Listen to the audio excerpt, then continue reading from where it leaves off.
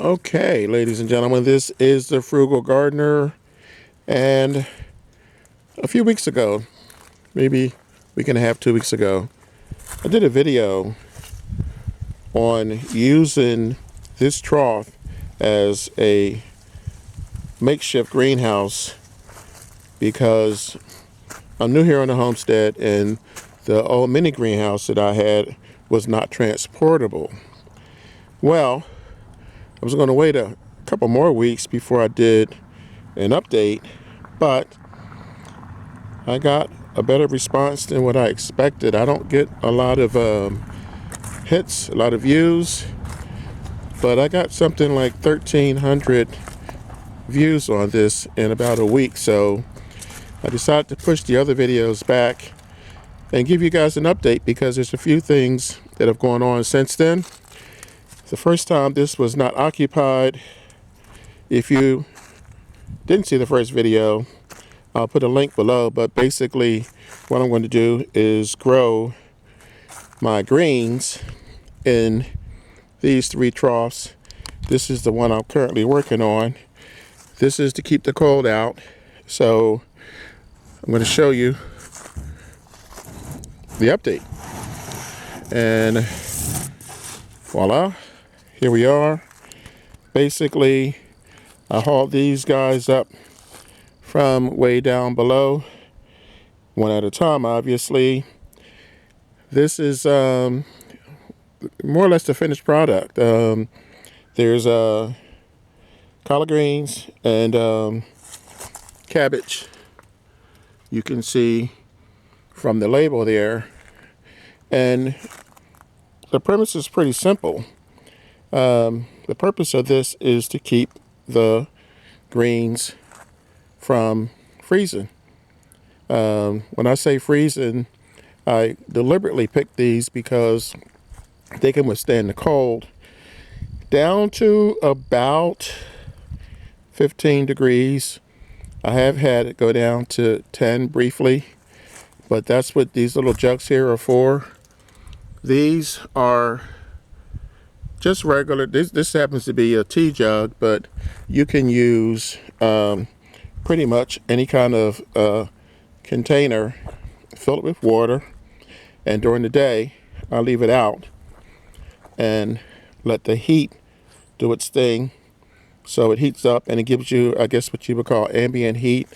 Stick it inside in the evening, close it up, and the heat slowly releases, and that helps to protect your plants. I water these about twice a week.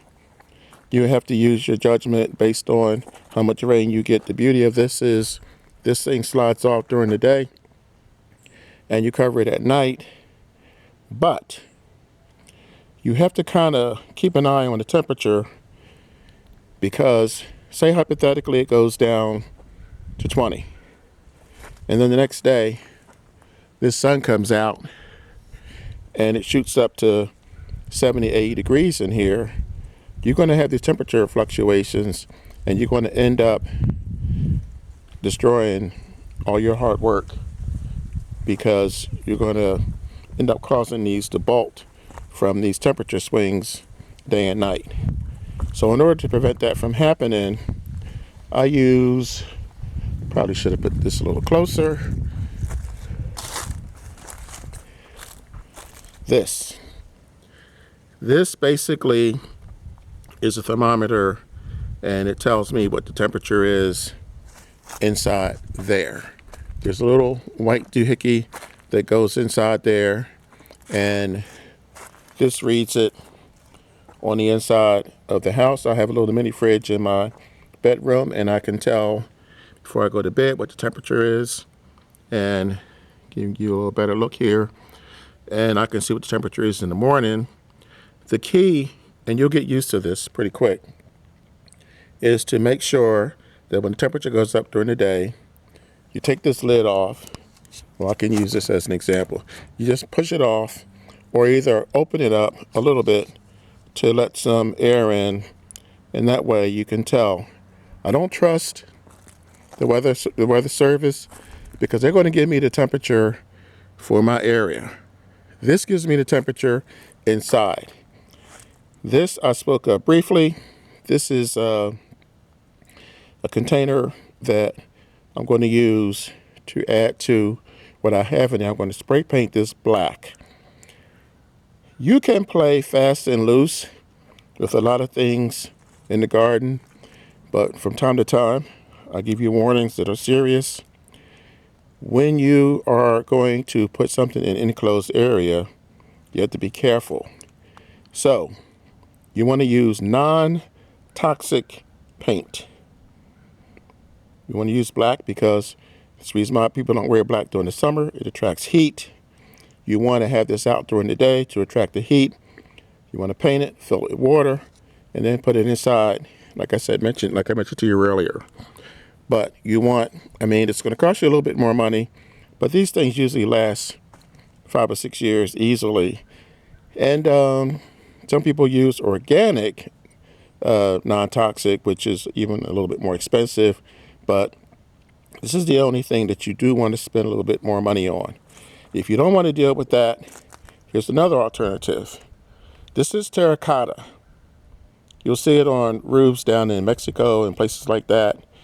And this is a pot. I have it upside down for a reason. The reason why it's inverted is because I want the sun to be exposed. I want this to be exposed to the sun as much as possible. It's the same principle as this, except for you don't really do anything. You just buy it, let the sun heat it up. As a matter of fact, in the summertime, these bad boys can get to the point where you can't even pick them up with your bare hands. This time of year, not a problem. The last thing I'm going to show you on this is this brick. Well, that's pretty self-explanatory also. The brick is to keep this from flying away. Basically, if you have high winds or animals, you put the brick on it, it'll stay stationary. You don't have to worry about anything coming along, getting to your plants. I can get 5 in here, and I have 3, so that's 15. That works out well for me.